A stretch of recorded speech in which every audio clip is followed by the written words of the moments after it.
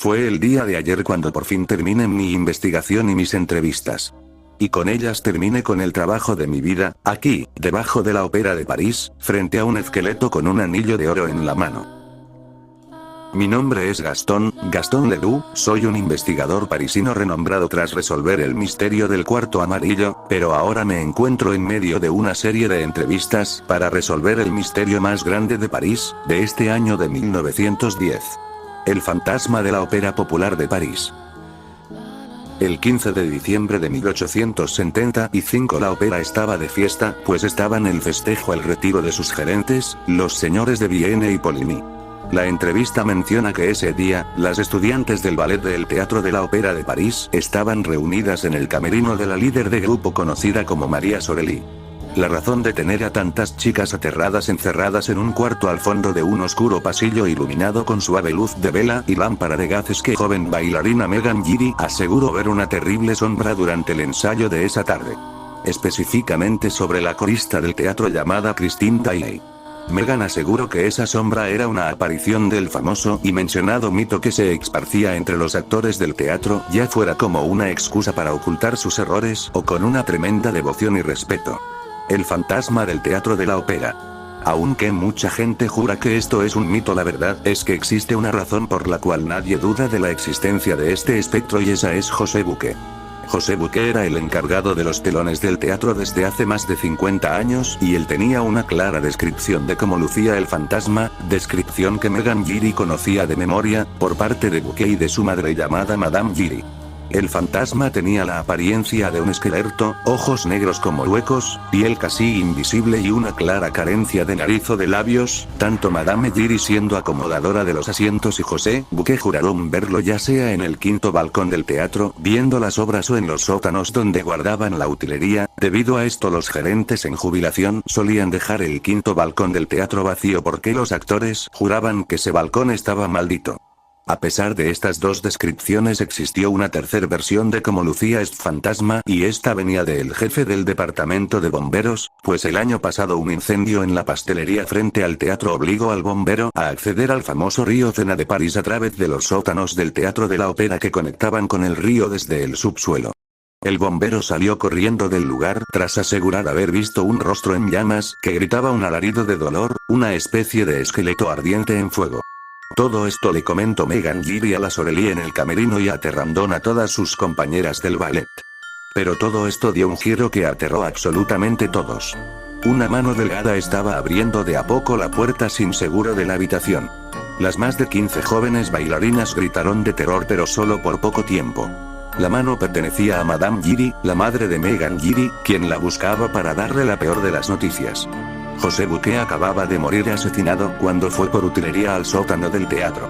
El mayor problema de esta situación no provenía de la muerte de Bouquet ni de quien lo había matado y mucho menos de cómo lo encontraron ahorcado en una viga del techo a más de 15 metros de altura, sino lograr que los nuevos gerentes que llegarían esa noche no se enteraran de. Yo mismo tuve la suerte de entrevistar a los señores Richard Firman y Gilles André, quienes esa noche se convertían en los nuevos dueños del Teatro de la Ópera de París. Ellos se enteraron de la muerte de Bouquet en su fiesta de bienvenida, pues una extraña figura en la fiesta llegó a comentar entre los cientos de asistentes la frase: "El jefe de telones ha muerto y fue asesinado por el fantasma de la ópera". No les tomó mucho tiempo a los gerentes lograr conocer la leyenda completa del fantasma y todo su folclore entre la gente del teatro, pero esto les pareció inofensivo hasta que hablaron con uno de los principales patrocinadores económicos del teatro, Raúl el Visconde de Chamy. Un joven millonario que les comentó a los nuevos gerentes que el quinto balcón nunca era vendido al público porque se creía embrujado. Los nuevos gerentes pusieron ese balcón a la venta esa misma noche en su eterno escepticismo, pero ese mismo día apareció en su oficina una nota que decía: "Devuélvanme mi palco". Los gerentes notaron dos cosas. La primera era que la nota estaba firmada con las letras F y la O, que claramente eran las iniciales de Fantasma de la Ópera. Y la segunda es que la carta fue dejada en su oficina cuando ésta estaba cerrada por dentro. Según el testimonio de Raúl el Visconde de Chamy, la noche del 16 de diciembre, un día después de la entrada de los nuevos gerentes, la Ópera de París presentó a una joven corista como cantante principal por primera vez. La joven Christine Tailley se convirtió esa noche en la protagonista de la obra.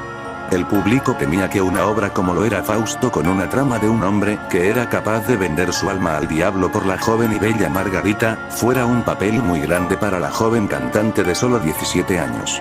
Raúl Visconde de Chani debió ser el único en el teatro que sabía lo que estaba a punto de pasar. Raúl pasó toda su infancia viviendo con el famoso violinista y pianista Gustavo Dailey, quien era el padre de la corista Christine Dailey. Raúl y Christine se conocieron desde que eran niños, así que el joven de apenas 21 años era completamente consciente de lo buena cantante que era Christine. Pero también sabía que Christine no había vuelto a cantar tras la muerte de su padre hace más de 7 años. La sala del teatro no podían creer lo que acababa de ocurrir. La joven Christine acaba de dar el mejor espectáculo actoral y vocal que París jamás había visto antes, pues su voz elevó a todos los espectadores directo al cielo y dejó en el olvido a la anterior cantante principal. La famosa Carlotta Giudicelli acaba de ser olvidada y reemplazada por la joven Christine. Raúl estaba orgulloso de su amiga de la infancia y corrió a su camerino en cuanto la obra terminó para felicitar a su gran amiga. Raúl estaba a punto de abrir la puerta del camerino de Christine cuando notó algo que lo dejó aterrado. Dentro del camerino de Christine se escuchaba la voz de un hombre, una voz profunda y serena que clamó en la más dulce de las voces. Christine, tu voz es el regalo más valioso del universo y ningún rey o dios recibió nunca mayor regalo del que podría ser oír tu voz, y esa voz me pertenece tanto a ti como a mí, por eso mi única condición es tu eterno amor. Raúl entró en shock y abrió la puerta del camerino con la idea de enfrentar a su aparente rival por el amor de Christine, pues el joven sintió celos. Al entrar al camerino, Raúl palideció de la piel en una cantidad de tiempo increíble. El pequeño camerino estaba totalmente vacío excepto por Christine, cuyas únicas palabras a Raúl fueron: «Escuchaste al ángel, ¿verdad?». El testimonio de Madame Valerius fue de gran ayuda para completar mi investigación. El 25 de diciembre de 1875, la joven Christine Dailey y su amigo Raúl Visconde de Chagny emprendieron un viaje en tren a la ciudad de Perous, a 3 horas de París. El joven aprovechó el viaje para preguntarle a Christine a qué se refirió hace un par de días cuando dijo que él había escuchado al ángel. La joven contestó recordándole a Raúl que el día que el padre de Christine murió le prometió a la joven chica que un ángel de la música vendría a auxiliarla tras su muerte. Pues bien, Christine está segura que ese ángel le ha visitado por los últimos años, y este mismo ángel le ha dado clases de canto por medio de su voz incorpórea en su camerino. Raúl quedó más confundido que con respuestas. El vizconde no creía la historia de su amiga y no dejaba de pensar que el ángel que la chica mencionaba podía tratarse únicamente de un joven músico o cantante de la ópera que cuenta con bella voz y es encantador, y clamó ante Christine: «Si ese ángel es real, ¿por qué no toca una canción única de los muertos? Tu padre, el señor Dailey, compuso una canción llamada La Resurrección de Lázaro y él era el único en conocer la partitura y cómo tocar esa canción y en qué violín específico debía de usarse para tocarla. ¿Acaso tu ángel puede hacer eso?». La joven Christine se sintió tan ofendida con la burla de su joven amigo que ignoró la razón de su viaje. Los dos jóvenes iban a visitar la tumba del padre de Christine al cementerio de la ciudad por las fiestas navideñas. Los dos jóvenes no contaban con la más mínima sabiduría para emprender su viaje, pero para suerte de ambos, un viejo amigo del teatro de la ópera les hizo el favor de conseguirles tanto los boletos de tren como el hospedaje. Este buen amigo de todos los actores y músicos del teatro de la ópera era simplemente conocido como el persa. El persa, pese a ser una persona muy seria y retraída sobre su pasado, siempre tenía algo que decir o con lo que ayudar o apoyar a quien sea en el teatro, pues era un experto en básicamente todo, y sin su ayuda ni Raúl ni Christine hubieran llegado a la ciudad de Perous, donde se hospedarían para pasar la noche en el hotel de la Madame Valerius. Durante la noche, Raúl logró notar que Christine no se encontraba en su cama y logró ver por la ventana cómo ésta estaba caminando por la helada y nevada calle camino al cementerio. El joven siguió a su amiga en silencio, escondiendo su presencia, pues quería descubrir el secreto de la chica que amaba. Al cabo de los minutos, Christine llegó al cementerio y se hincó frente a la tumba de su padre, y Raúl, escondido detrás de una lápida, estaba a punto de arrepentirse de cada decisión de su vida.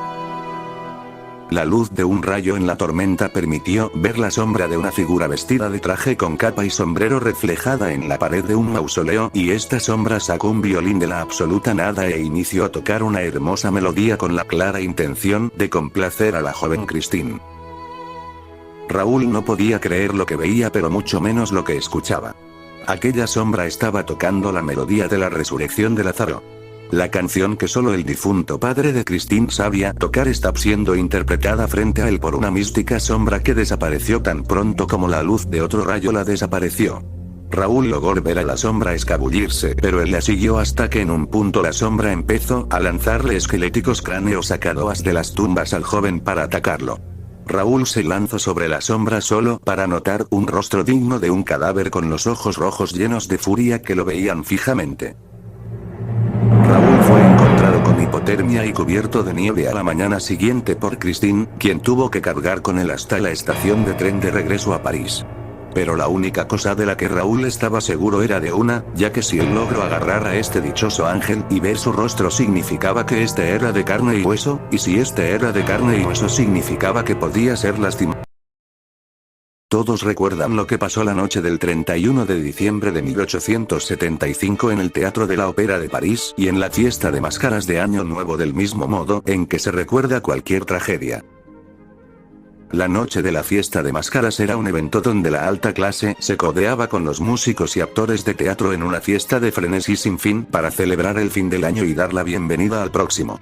Todos parecían disfrutar en calma de esta fiesta, y de seguro disfrutarían la función de medianoche de la obra de Fausto, solo que esta vez Christine no podría cantar su famoso papel en la obra, ya que ese mismo día los gerentes fueron amenazados por la antigua cantante, Carlotta Giudicelli, ya que ella se sentía reemplazada y amenazaba con demandarlos si no la dejaban cantar a ella, pero ni bien los gerentes aceptaron a Carlotta en el show, una carta apareció en su escritorio.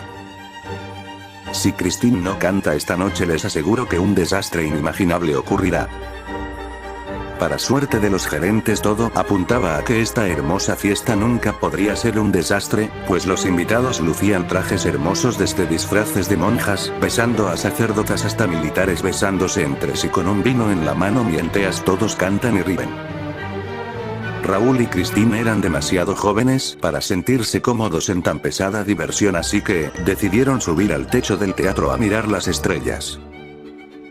En medio de la fiesta apareció un hombre alto y delgado con el más grande y deslumbrante traje militar victoriano de color rollo lleno de plumaje y saturado que nunca nadie había visto, y en contraste, este hombre portaba lo que parecía ser una máscara de esqueleto tétricamente hiperrealista al punto que muchos pensaron que era su rostro.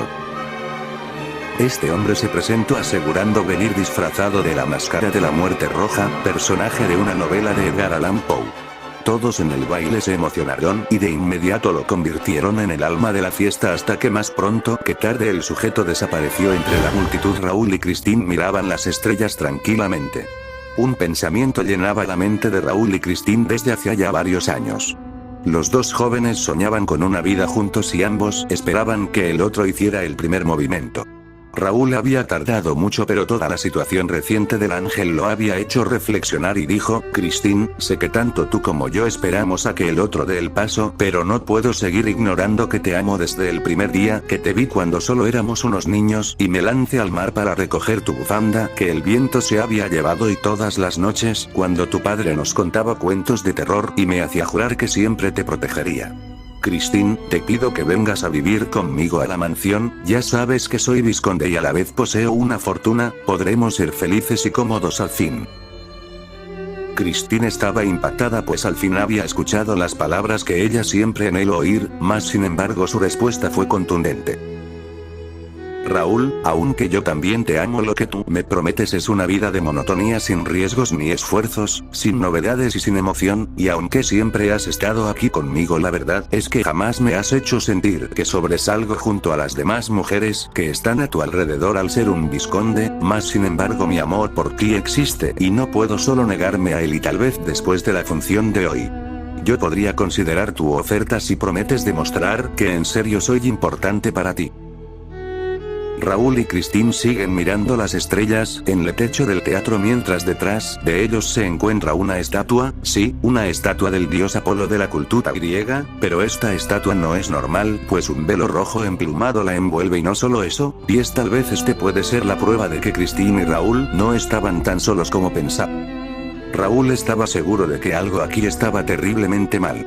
El joven había tenido pesadillas toda la noche anterior, pues juraba ver en las ventanas de su mansión, unos ojos rojos, idénticos a los que lo miraban en aquel cementerio y a quienes Christine asociaba con el ángel de la música. A pesar de su juventud, Raúl no era un tonto indefenso. Esa misma noche tomó un arma que guardaba bajo su almohada y disparó a la ventana de esos ojos rojos, y aunque sus sirvientes atribuyeron esos ojos a un gato, lo cierto es que Raúl supo la verdad al ver gotas de sangre en la nieve afuera de la ventana. Si esa cosa sangraba podía morir. Ahí fue cuando decidió que le pediría a Christine ir a vivir con él la siguiente noche en la fiesta de máscaras, pero ahora, estando aquí junto a ella, empieza a cuestionar lo inteligente de su idea. Christine y Raúl bajaron del tejado del teatro y volvieron adentro justo para ver la función en alguno de los balcones que Raúl había apartado, solo que Christine decidió primero pasar a su camerino en el teatro para guardar su disfraz y ponerse ropa más cómoda. Después de todo este día la formalidad no importaba al ser una noche de fiesta, incluso los actores que darían el show eran el cast de repuesto, pues el cast oficial estaba altamente borracho cortesía de la fiesta, todos excepto Carlota. Carlota aún estaba dispuesta a dar su mejor actuación, pues a pesar de ser un día de fiesta, ella sabía que todos los altos mandos del gobierno y del mundo empresarial estarían presentes como todos los años, por ende al iniciar el show ella dio lo mejor de sí en el escenario. Raúl miraba el show con desespero, debido a que Christine simplemente no regresaba del camerino. Mientras tanto, al lado de Raúl, los nuevos gerentes André y Fierman se encontraban tranquilos, pues la nota del desastre inimaginable que les habían prometido estaba pronta a expirar y esto los tranquilizaba. André y Fierman llegaron a este puesto justo desde abajo. Ambos iniciaron a amasar su fortuna desde niños, pues eran recolectores de basura y juntaban cada centavo, y de a poco fueron creciendo hasta ser los mayores recolectores de chatarra. Pero André era un genio para las artes y Fierman un experto en finanzas, y ambos sentían que desperdiciaban su talento en lo que ellos llamaban el negocio de los desechos de metal, para no decir chatarra. Pero con esa fortuna lograron audicionar para ser los gerentes de la Ópera de París, y eso nos lleva a este momento, ambos hombres sentados viendo la obra, mientras presumen de haberles apartado los mejores lugares en el centro del teatro a sus sirvientes y sus mucamas, pues como ellos también venían desde abajo siempre habían tratado con respeto e igualdad a todos sus empleados, incluyendo un salario digno, pues para ellos eran parte de su familia. Jamás imaginaron que este sería su peor error al regalarle esos lugares. La obra continuó con normalidad hasta el culmine de la parte de Margarita, que fue donde todo empezó a salir mal, pues Carlota por algún motivo no solo dejó de cantar y su voz empezó a sonar rasposa, dejando a todo el teatro preguntándose cómo tan prodigioso instrumento como era su voz podía fallar. Todos estaban tan concentrados que ignoraron totalmente el peligro que se posaba encima de sus cabezas. Carlota, totalmente alterada y con la poca voz que aún le quedaba, logró gritar algo que solo ella notó desde el punto de vista del escenario y ningún asistente habría podido notar. El candelabro. El candelabro. Gritó Carlota, llamando no solo la atención de todo el teatro, sino también de una voz incorpórea que resonó en todo el teatro con unas palabras que estremecieron el lugar. Ella cantó para dejar caer el candelabro y yo les dije que un desastre inimaginable ocurriría. Y entonces fue cuando ocurrió la desgracia.